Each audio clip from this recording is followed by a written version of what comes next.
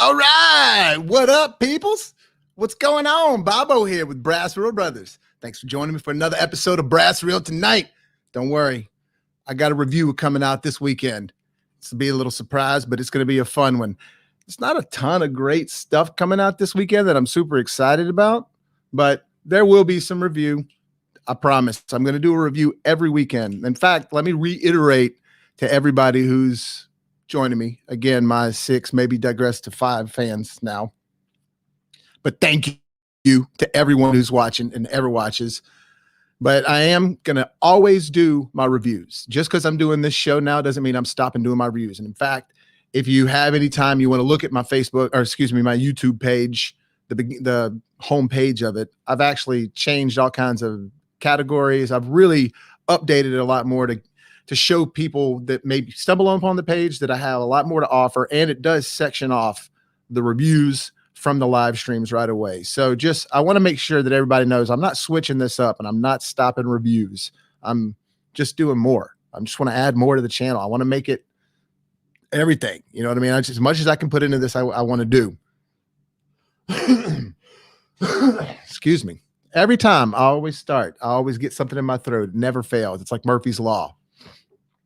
Let me get something going here. I got a little American Clear. You guys ever drink American Clear? It's the Walmart brand, like soda, but there's no sugar, there's no nothing in there. They got a cherry limeade one, no nothing in it. It's 0 calories, 0 everything, fake sweetener. It's pretty damn good. I gotta admit. I'm not gonna show you the can because I'll get in trouble for that, but it's pretty damn good. I'm telling you, you should give it a shot. The cherry limeade American Clear at Walmart. Maybe I'll start getting some for free one day if I keep mentioning it. Well, not going to go along any further, guys. Let's get started on some news. And also, if you haven't done so already and you just stumble upon this video, click that subscribe button at the bottom. It helps us out. We're trying to get to the top. And if you watch my reviews, you'll notice that reference a lot. And check out my reviews if you're just doing this for the first time. Some hot, fresh popcorns. Looks way different than it does when it's edited. It's way funnier when it's edited. It just looks weird when it's not edited and zoomed. But let's get to some news, guys. A little bit going on today, some pretty fun stuff, but let's cover up little short topics real quick. And yesterday I covered a lot of MCU stuff. Today I'm going to just touch on that, but not much. I'm going to go in a different direction, cover some other things that came out. It's some pretty exciting stuff. I'm actually really pumped up about the news, and I can't believe I had no idea about this movie we're going to talk about a little later. The Ridley Scott film, The Last Duel, the new Ben Affleck, Matt Damon, and Adam Driver film. I had no idea about this movie. I can't believe I didn't. And like I said, I stay up on my game. I keep up with my stuff. But we're going to get to that in just a second. Some quick topics first off. In lieu of Space Jam just doing amazing, not doing amazing, but they did the shared universe like crazy in that movie. And when I say shared universe, if you saw it, you know what I'm talking about. It's not a shared universe, but they talk about this server verse in there. Don Cheadle's character talks about that. And then they also show every Warner Brothers property they've ever owned. Like I said, all the way from Harry Potter to The Matrix to Pennywise to all the Batman and Warner Brothers. I mean, all the Batman and DC stuff, Justice League, all that stuff. And that's nothing. The Conjuring universe. I mean, literally, I'm not even scratching the surface on how deep they went into that. Well, that being said, all these people are trying to ask the question, is Star Wars going to ever do a shared universe with the MCU? Will we ever get to see a Star Wars MCU crossover? I can tell you right now, and I knew this before the other thing I'm about to show you, but I can tell you right now that we will not get an MCU crossover with Star Wars. It'll never happen. There's no intention for anybody to do that. As much as they're starting to crossover stuff now with, the multiverse happening, and we've seen like other film franchises from Spider-Man making its way into current film franchises from Spider-Man. Even though that's happening, even though Warner Brothers did their whole Space Jam 2 thing with just showing all these properties within this basketball game, I promise you we're never going to get a Star Wars MCU crossover. It's just too on the nose. It's too cheesy. None of it would make sense. It'd just be too much. If that's the case, how come none of these people have come in contact with the galactic side of Marvel anyways yet? I mean, Yeah, you can make the case that they just haven't because the galaxy's huge, but I'm just telling you, don't bank on it happening. So any of those people that are wondering about it, don't bank on it. And to even further that, Kevin Feige has said himself that it basically, Patton Oswalt, he said it's about as likely as what he said on his Parks and Recreation pitch. That's about as how close we're ever going to see it being made. An idea on a sitcom. Somebody making a joke on it on a sitcom. And if it got made within the realm of that sitcom, let's say Patton Oswalt's character did a reunion thing with Parks and Rec, and he came up with he had made a movie or written a comic or something, and they allowed it. That's as far as it would go. It would never actually happen in reality. So I'm not trying to burst anybody's bubble that wanted to see MCU Star Wars crossover. I'm just telling you it ain't going to happen. It's too on the nose. But in other Marvel news, a VP for Marvel and Disney completely said that we are close to seeing Hawkeye and Ms. Marvel, the premiere, in fact, before the end of 2021. That means that we're going to get, let me just rehash this again. We're going to get, and we've already gotten Black Widow, we've already gotten Loki, we've already gotten WandaVision, and we've already gotten Falcon Winter Soldier, all in this year. We're still going to get Shang-Chi, we're still going to get Eternals, we're still going to get Spider-Man No Way Home, and we're going to get 2 more Disney Plus shows, Ms. Marvel and the Hawkeye, which if you see the girl on the left, she's not replacing Hawkeye. That's Kate Bishop. That's her character. She's another character that joins Hawkeye's, his whole thing. But we know that Yelena from Black Widow is going to be avenging Natasha's death in this. And when I say avenging, I mean avenging, because I think that she's going to find out some other stuff, but she is going to be kind of trying to hunt her down for a little bit. But the Kate Bishop character, she is actually a pretty pivotal and popular character in the comics. And right now they are trying to include more female inclusivity. They're trying to include more diversity with cultures and all that stuff. And it's happening. And I'm all about it. I think it's great. So we could see those shows. I don't know if they're going to end before the end of the year, but we could see those shows tying into this whole multiverse thing. I mean, I'm assuming they will, because Hawkeye, it's picking up from Endgame, and it's picking up with Yelena looking for him based on what the Countess said. So I don't know. What do you guys think? Think they're going to tie into the major plot going forward to the whole multiverse thing? Is Kate Bishop going to get wrapped up in there? Is something going to happen with Kate Bishop and Hawkeye? Are they going to, I don't know. It's too early. It's like right at the beginning of phase 4, but I do see it. I mean, there's a plan. Okay. This is probably what I'm going to spend the most time talking about today. I had no idea that this came out. No clue. The Last Duel. You guys know anything about this? With Adam Driver, Matt Damon, and this girl on the right, her name is Jodie Comer. Yeah, Jodie Comer. And the best part about this is, as you can see, it's directed by Ridley Scott. I love Ridley Scott. Ridley Scott's in my top 5 directors of all time. I think he's legendary at this point. And let me get off on a little tangent right now with Ridley Scott. Ridley's the man.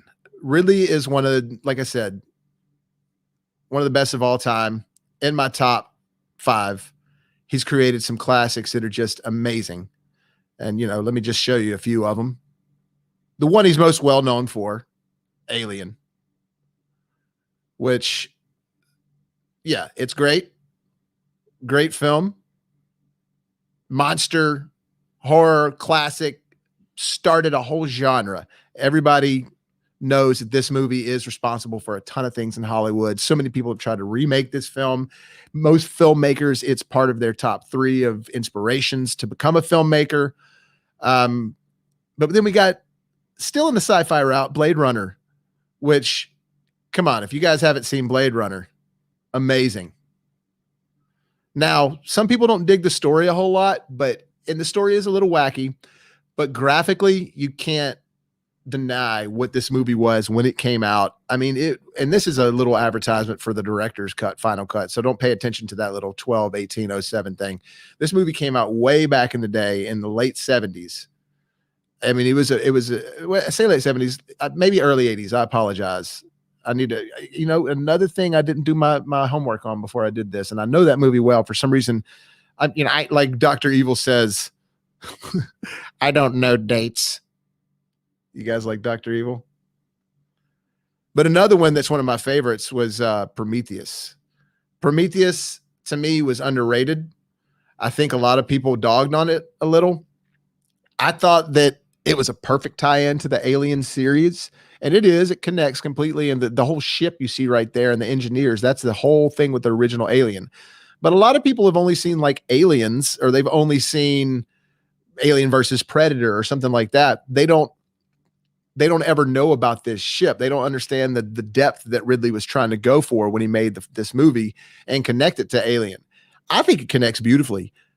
There's no real alien in the movie that looks like the original xenomorph that was created by H.E. Giger. So I can understand why people were upset that it didn't have that in there, but it did have the Deacon at the end that looked like it. You could tell it was like the first version of that alien, and I thought it was amazing. I loved it. And I thought the complexity to the plot of Prometheus was good. I thought it was very intelligent. I thought it was elegant storyline, elegant filmmaking, and it was horrific all at the same time. It was cool sci-fi. I think that the fact that people thought it was going to be another Alien movie and they didn't get that is what veered off people's opinions. But I truly do believe it's an amazing film. One of my favorites by him. And you can't forget Gladiator. I mean, Gladiator was one of his, he was obviously very well known before Gladiator, but I think Gladiator is what just 100% was just like, all right, Ridley, you can do whatever you want for the rest of your life. You can just whatever you want to do, you can do, and we'll get it made. And that's kind of the level that he's gotten to. I mean, no kidding. It really is the level that he's gotten to of filmmaking. He can truly do whatever he wants. Some of them are better than others. No question. There has a few that aren't good, like Gods and Kings or God, what was that one? Exodus, Gods and Warriors or something. I'm drawing a blank on that. See, because it wasn't memorable. It wasn't that good. The Robin Hood one, it was okay. I just didn't care for it a whole lot. So he's got some that aren't worth really, like he's got some misfires, but his misfires compared to his hits, it's a small amount compared to huge. Like we're talking like 90-10. He's got like 10% of his films are kind of but 90% of them are awesome. I mean, he did other things like Thelma and Louise, and look, his brother was amazing too. I just want to take a side note and talk about him. His brother was Tony Scott. A lot of people don't know that. If you're a film geek, you do. But if you're somebody that doesn't know that, they had their Scott-free production company. So anything that Ridley directed, anything that Tony Scott directed, at a certain point, they didn't always have it, but at one point it started. You'll see in the beginning of their films, it has this little Scott-free emblem. They have dominated Hollywood for a long time as far as being able to do whatever they want. Unfortunately, Tony took his own life a few years ago. And it was just out of nowhere. People didn't realize why. They didn't truly really understand why. So God rest your soul, Tony. You were a great director. I mean, look at this film slate right here. I mean, just amazing. Just too much. Crimson Tide, Top Gun, Enemy of the State, Last Boy Scout, Beverly Hills Cop 2. I mean, those are true romance. That's just, and I'm not mentioning all that you see right there. And that's not even all of his movies. Those are just some of the ones. Look, he's done some fantastic films. So R.I.P. Tony, miss you, buddy. But I do believe that we might have a surprise on our hands with this last Duel, or it could be a flop. Who knows? I think it looks good. The trailer I just saw this morning, and basically it's about the guy on the left, which is Matt Damon's character. It's based on a true story. His wife, and I think his name, Damon's character is Jean. His wife is accused of doing something with, or excuse me, Adam Driver's character is accused of doing something to his wife, and he denies it, but it was true. And so she ends up getting like threatened to be burned at the stake because of it.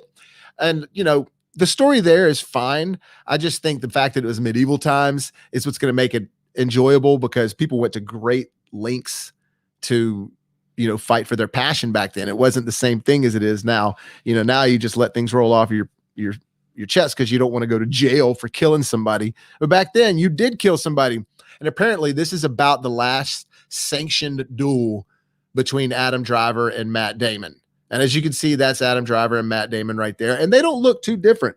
They don't look too crazy, but what I'm really excited about is, and he's in all up in this preview, is Ben Affleck. Ben Affleck, babies. Oh man, look at that. That's him with that blonde hair right there. Now, if you're not watching this and you're just listening to it, you can't see it, but Ben Affleck is going to be in The Last Duel, directed by Ridley Scott, with Matt Damon, joined up again, back together, baby, and Adam Driver. And then I think I was telling you it was Jodie Corner is the girl playing the girl, Gene's wife. And I feel like I've seen her in something, but I'm not sure exactly what it was. I mean, honestly, I just can't really put it on it, but I do feel like I've seen her in something. But man, look at Ben Affleck in here, man. I mean, look, I got another picture for you too of him. Look at him. Now, the trailer looks brutal. It might look a little silly there, but remember when you watched Game of Thrones, some of Game of Thrones, if you didn't have any audio going or anything and you just saw some of them talking, walking around, I mean, it's like they kind of did look ridiculous at points. That's just how people looked back then. Didn't mean it wasn't brutal. Didn't mean they didn't chop each other's heads off and go to the battle of the duel and kill one another over a girl. I mean, some people still do that today, but not like they did back then. So I'm pumped up about this. One, Ridley's the man. Two, you got a solid cast with those two on the left there, Adam Driver and Matt Damon, and this Jodie Corner. I mean, she's got to be good to be in a Ridley Scott film. But I'm just excited about all Affleck coming back. Now, you guys might know how I feel about Affleck. Affleck, while he wasn't in the best Batman movies, Affleck, to me, is the best Batman that's ever existed on the screen. I'm sorry. I think he looks amazing. I think that he fit the role. I think he fit the character.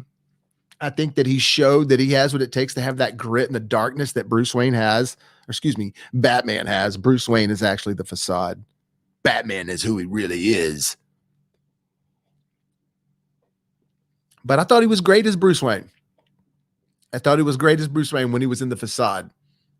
But man, to me, when I look at the comic books and open them up, this is what I see. Blur your eyes a little bit, and that's Batman. Ben Affleck, to me, you heard it here, and I've said it before in my other reviews. He's the best Batman that's ever been on screen. I'm not saying his movies are the best movies. Obviously, I think we all know that Christopher Nolan has that place with the Dark Knight trilogy. Now, some may say that the Tim Burton film is better than Christopher Nolan's films, or maybe that Tim Burton's film, the original 1989 Batman, is better than Batman Begins.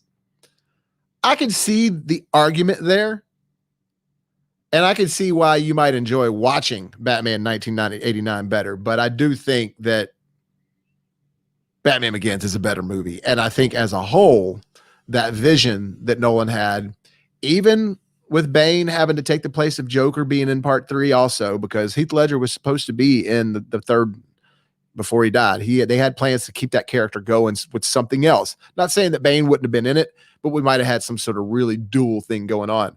I still love Dark Knight Rises. I think it's amazing. A lot of people don't like it because you do have a lot to live up to with Dark Knight with Heath Ledger.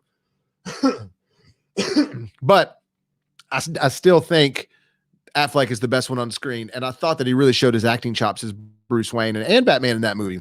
So I'm excited to see him in The Last Duel, the Ridley Scott film, with that Matt Damon and Adam Driver, Jodie Corners.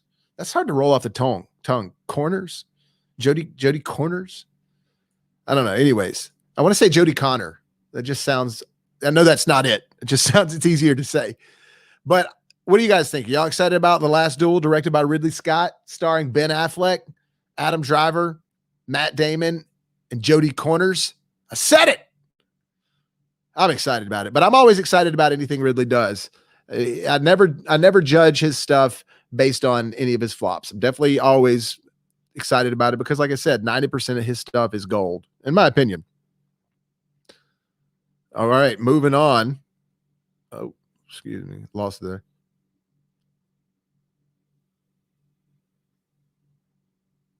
So this year, San Diego Comic-Con, just like last year, will be held at home. No, now I think they might have some actual live panels in a room, maybe, but a lot of it is going to be done virtually, like completely virtually. I'm all right with that because before this happened, it was hard to see some of this stuff online. Now, I think you still have to pay for it, but it's going to be easier to see some of this stuff online. And the fact that it's online means that not far down the road, it'll probably be released on YouTube or some sort of platform like that to where you can actually watch the interviews and stuff like that individually. So while it sucks that we don't have the fandom of everybody getting together, the cosplay, that's one of the best parts about going to Comic-Con is seeing the cosplay, seeing everybody. I mean, I've seen some stuff that is equally as good as the movies, if not better, sometimes at some of these Comic-Cons. And look, they're not like they used to be. They used to be, when I was growing up, Comic-Cons were at least the biggest ones around where I was. But even in Dallas, when I was younger, they weren't like they are now. They were in like small convention centers and hotel rooms, or excuse me, in hotels. You know, they'll have like the Ramada Inn Center and stuff like that. Used to be in places like that.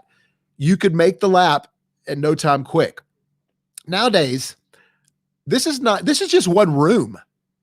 This is not the entire event at all. This is just one room. This is probably the main floor, but nowadays they usually have 3 main floors at least at the San Diego Comic-Con, which is the biggest one there is. I mean, it is the Comic-Con, but I mean, look at these guys lining up outside.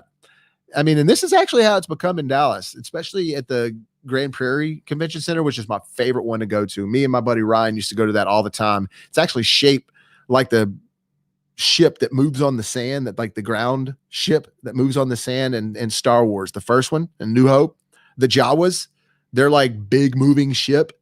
That's what this building, the comic convention, looks like. In fact, I should have gotten a picture of it and put it on here. I just didn't plan on talking about that building. It just came up. But the Dallas ones are getting big like this. They really are, or were, now that the pandemic has happened. And honestly, I'm not trying to be a negative Nelly, but cases are going up rapidly in every state right now, like bad, because of the whole Delta 8. So who knows who we're going to have when we're going to have a true Comic-Con again. It might be a thing of the past now.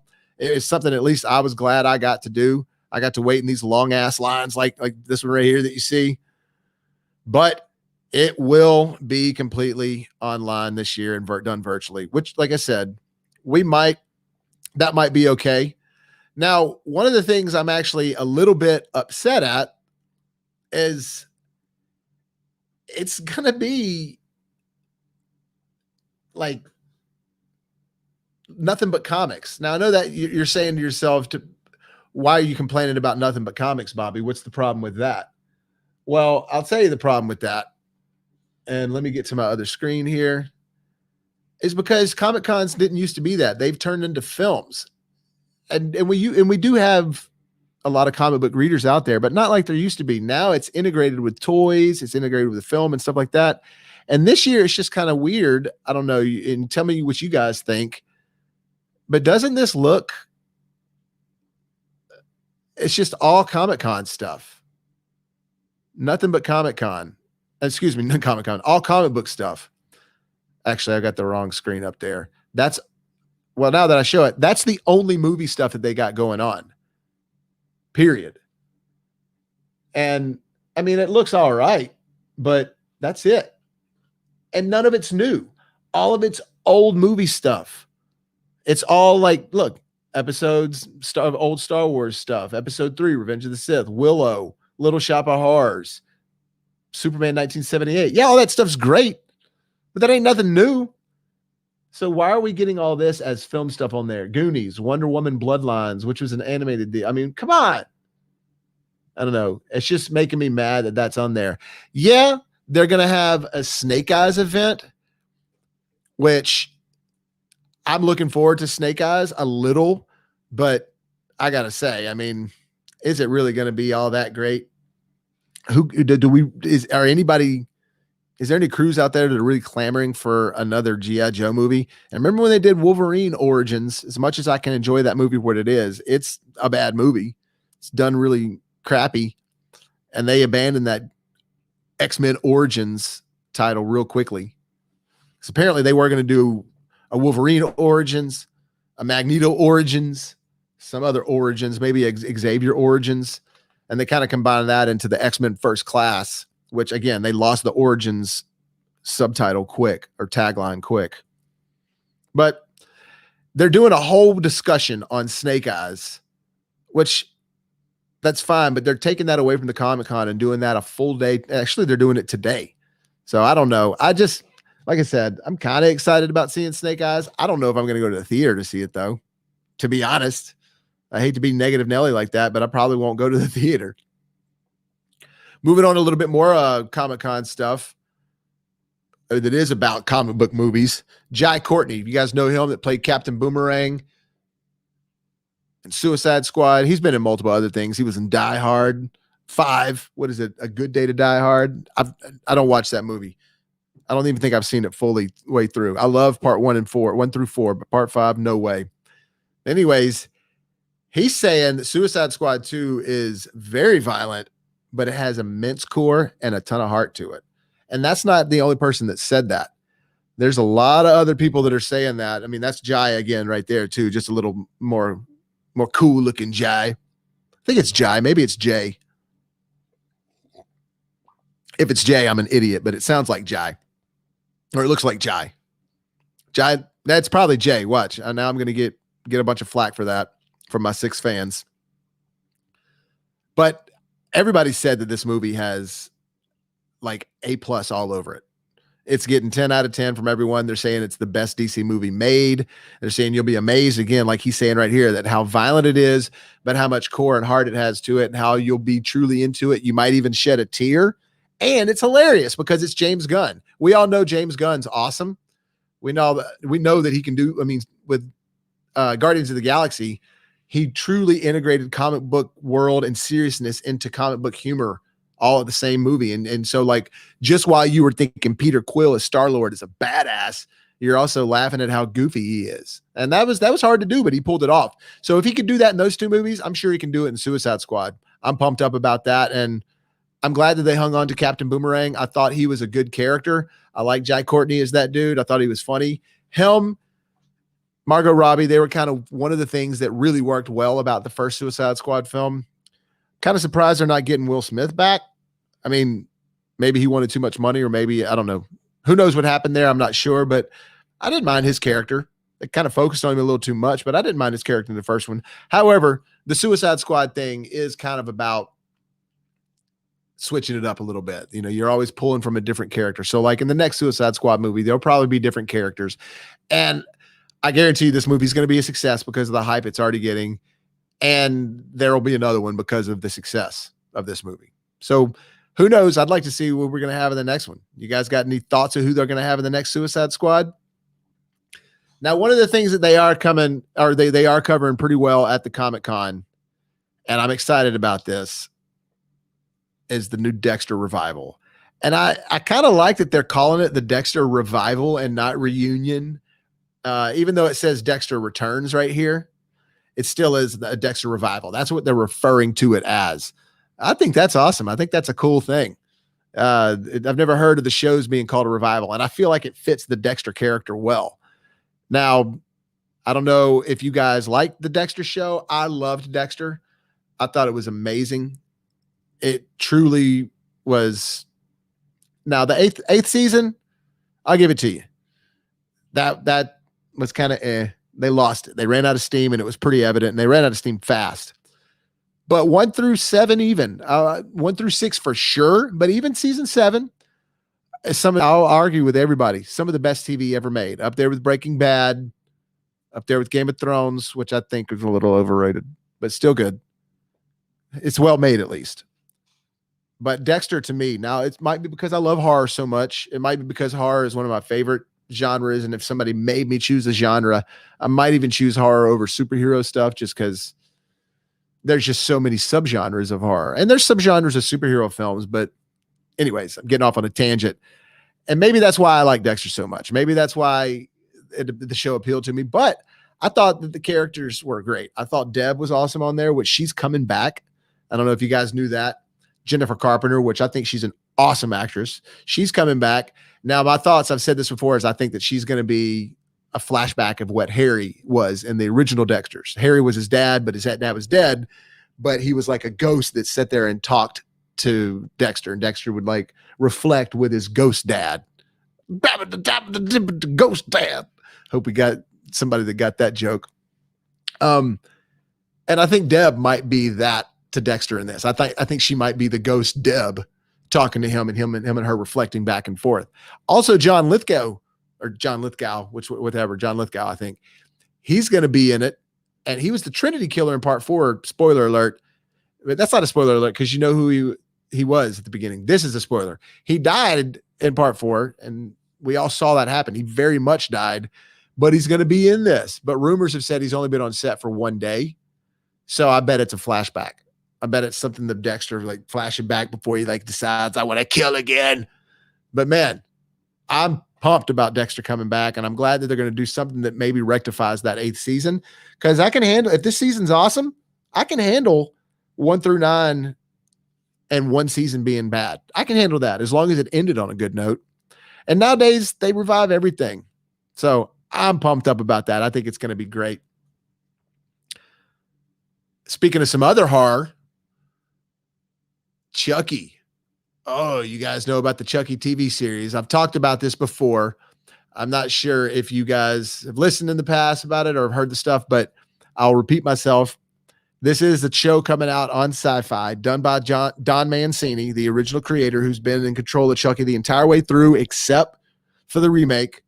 The remake was its own little thing and still exists in its own little world, which I like. I think it's awesome for its own. And like I said, a lot of Chucky fans really did like that movie because they didn't tamper with this universe of Chucky that we know, played by the great Brad Dourif. Now, Brad is the reason Chucky is Chucky.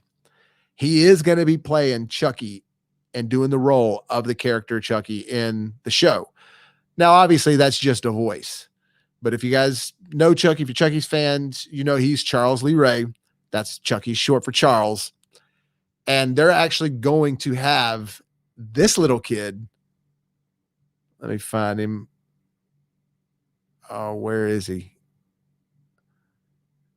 Oh, let me see if I can find him real quick. But yeah, this little kid's going to be playing Chucky, and he's going to be awesome. And you've seen him in other movies before. I know you have.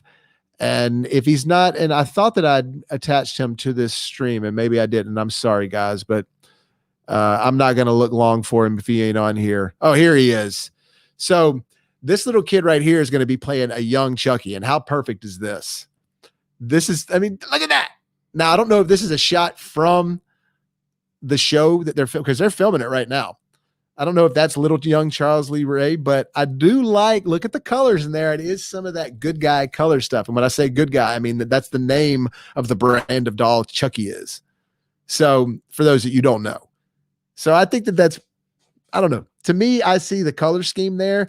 This might not even be a picture from the show. This just be a picture from that little kid. But that little kid has been in other stuff, and I can't remember exactly what he's been in, but he definitely knows how to do some evil faces and making you be suspicious of like, what's up with that little kid? He's just as good on screen. So I'm excited about more news about that Chucky update coming, because I think that everybody can say that Child's Play, the first one's awesome. After that, they get real gimmicky and goofy, kind of like Freddy, kind of like Jason. And even though the Halloween films were trying to on-go the storyline, and they were trying to make some legit films, except for one of them, they just failed in most attempts. Now, not all of them are bad, but a lot of them are just like so bad, it's like that almost stained the franchise. But Chucky is one of those ones where like you like him for it worked the way they went. The way they went sort of gothic, comedic, and just cartoonish a little bit, that works for it because they don't lose the gore. They don't lose the horror, but they just add this personality of Chucky that's so likable. In fact, you're kind of rooting for Chucky in a way. You don't like it when he gets killed or anything like that in the films. So I'm excited about Chucky. Since I was talking about Halloween, I know you guys are excited about Halloween Kills.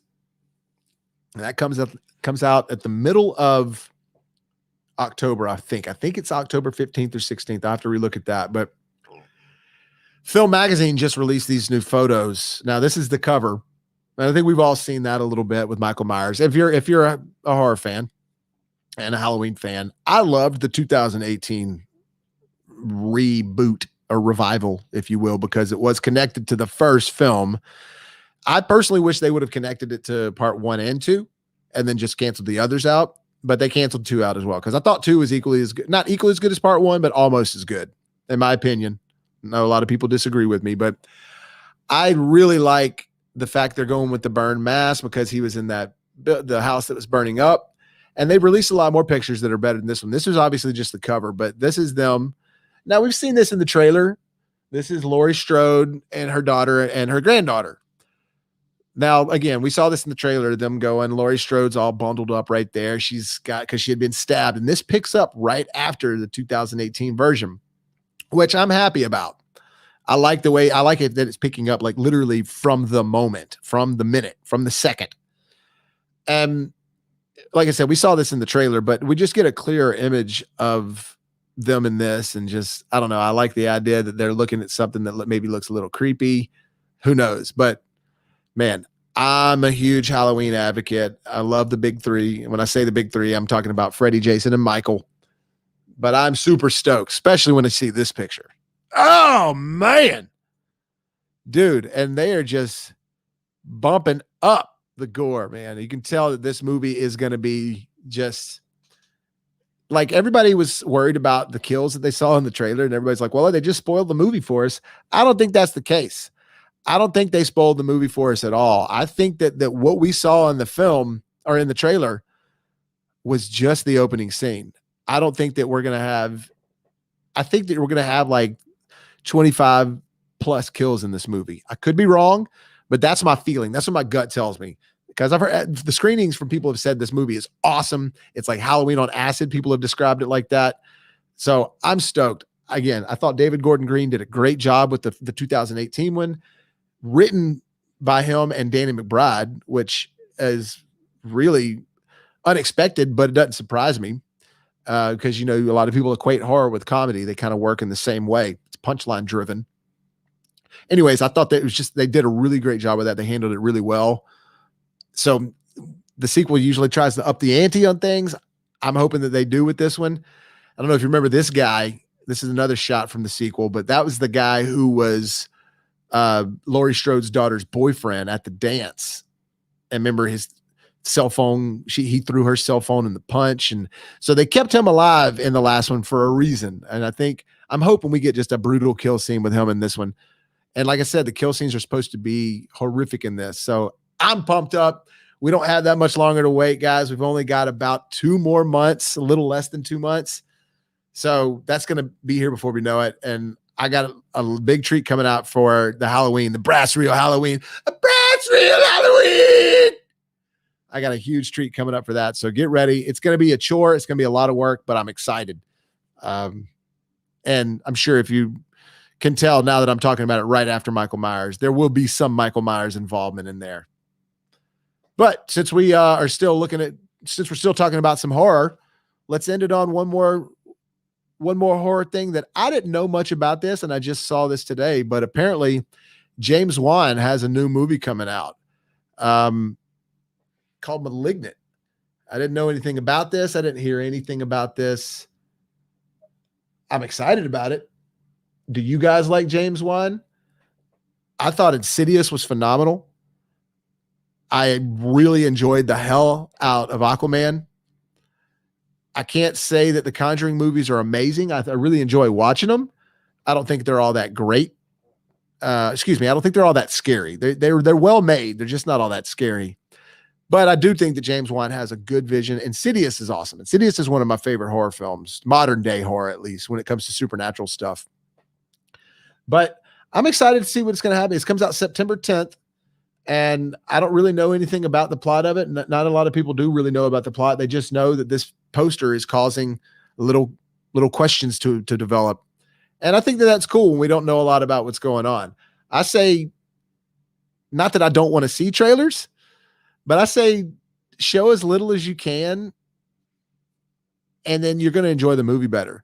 Now, I'm not saying that you can't have a trailer and get people pumped up, but if you look at the way Endgame did it with the Avengers, the trailers that they put out, none of those trailers had anything in it that was beyond the first 15 minutes of the film. So anything you saw in the trailers was only from the first 15 minutes of that film, which was a 3-hour film. So there was nothing spoiled in that at all. And it was an intriguing trailer, but a lot happens in that movie. So point I'm trying to make is the way that James Wan is advertising this trailer right here. That's all we know about it. We don't really know what the plot is. At least I haven't found anything about what the plot is. Maybe there's something that's been released since I've been doing this stream, but as of right now, it's just called Malignant. It comes out September 10th, 2021. And it's a supernatural slasher is what they're kind of referring to it as. So I'm stoked. Give me a supernatural slasher from James Wan. I'm all about that. I mean, supernaturals aren't my go-to horror. I definitely like more real horror, but it's not that I dislike supernatural horror. It's just not my go-to. But a supernatural slasher, I don't know. I'm into that. I like The Fog. So bring it on, James. Well, guys, that'll do it. That's going to wrap it up for this episode. Thank y'all for joining me again. Click the like button if you enjoyed watching this. And also, if you haven't done so already, hit that subscribe button so you can help us make it to the top. Also, be looking out for my reviews this weekend. That's going to be happening. And I'm going to be upping the ante on these videos every time. I promise you. Everyone's going to be getting better. It's going to be getting better. Tell all your friends about it. Tell your dogs about it. Tell your coworkers about it.